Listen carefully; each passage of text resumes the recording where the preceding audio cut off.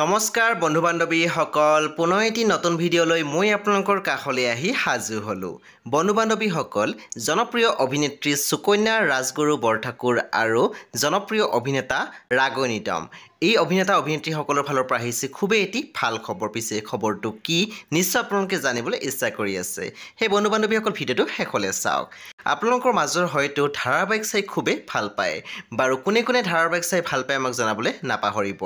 ৰং টিভিত আপোনালোকে ইমান দিনে এখন ধাৰাবাহিক চাই আছিলে নিশা 9:30 বজাত আৰু নাম হৈছে মেঘমল্লাৰ বাৰু আপোনালোকৰ মাজৰ কোনে কোনে মেঘমল্লা ধাৰাবাহিকখন চাই আছে আমাক ক'বলৈ নাপাহৰিব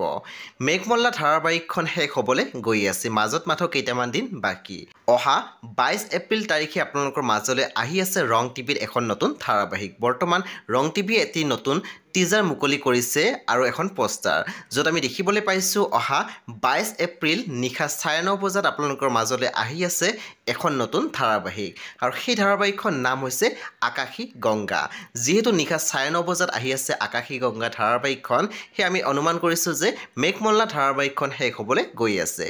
বন্ধু বান্ধৱীসকল আকাশী গংগা ধাৰাবাহিকত আপোনালোকে দেখিবলৈ পাব অভিনেত্ৰী সুকন্যা ৰাজগুৰু অভিনেতা ৰাঘৱ নিতম আৰু লগতে থাকিব অসমৰ বহুতো ভাল ভাল অভিনেতা অভিনেত্ৰী সেই বন্ধু বান্ধৱীসকল এই ধাৰাবাহিকখন চাবলৈ বাৰু কোনে কোনে এক্সাইটেড হৈ আছে আমাৰ কমেণ্ট সেকশ্যন লিখিবলৈ নাপাহৰিব